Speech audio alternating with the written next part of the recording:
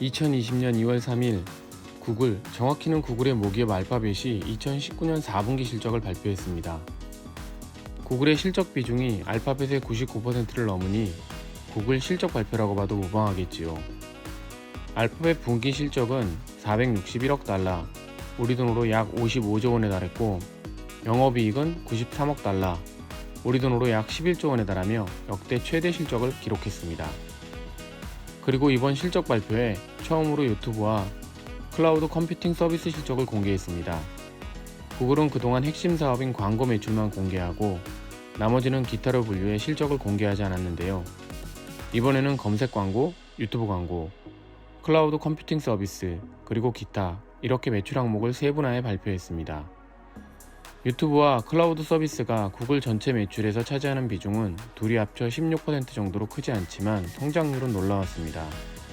유튜브 매출은 47억 달러, 클라우드 컴퓨팅 서비스 매출은 26억 달러인데요. 각각 1년 전보다 31%, 53% 성장한 매출입니다. 특히 유튜브 광고는 연간 매출로 치면 네이버의 3배에 달하고 미국 최대 방송사인 MBC보다 2배 이상 큽니다.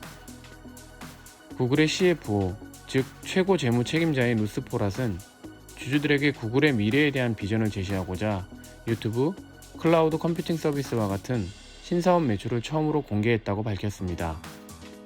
이 말의 의미는 이렇습니다. 구글의 핵심 사업은 검색 광고죠.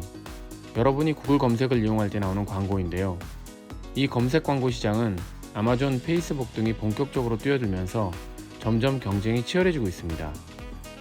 때문에 구글의 검색 광고 매출은 점차 성장세가 둔화되고 있는데요. 성장률도 20%대에서 10%대로 낮아지고 있고 구글 전체 매출에서 차지하는 비중도 점차 줄어들고 있습니다. 그렇다 보니 구글에 투자한 주주들의 입장에서는 구글이 검색 광고 다음으로 하고 있는 신사업이 무엇인지, 신사업의 성장성은 어떤지 궁금할 수밖에 없습니다. 그래서 구글은 주주들에게 신사업이 잘 크고 있다는 증거를 보여주기 위해 유튜브와 클라우드 세부 실적을 공개했다고 말한 겁니다. 하지만 실상은 시장에서 유튜브 실적으로 예상했던 것보다 살짝 낮았기 때문에 구글의 실적 발표 후 알파벳 주가가 3% 정도 하락하기도 했습니다. 그러면 정말 구글이 유튜브나 클라우드 매출을 공개하고 싶어서 한 것일까요? 미국의 경제 전문지 마켓워치에 따르면 재미있는 뒷이야기가 있는데요. 미국 증권거래위원회가 정한 기업의 실적 공개 방식 변경과 알파벳 CEO 변경이 맞물린 결과라는 겁니다. 미국 증권거래위원회는 2017년부터 기업들의 실적 공개 방식을 바꿨습니다. 최고 의사결정권자, 즉 CEO에게 보고하는 것과 똑같이 하라는 것이었는데요. 기업의 CEO라면 당연히 사업 하나하나 세부 실적을 보고받겠죠. 그래서 2017년부터 구글에게도 검색 광고 매출만 공개하지 말고 유튜브, 클라우드 모두 공개하라고 했다고 합니다. 하지만 구글은 거부했는데요. 그 이유는 알파벳이라는 모기업 CEO와 구글의 CEO가 달랐기 때문입니다. 당시 알파벳 CEO는 구글의 공동 설립자인 레리 페이지와 세르게이 브린이었고 구글 CEO는 썬다 피차이였습니다.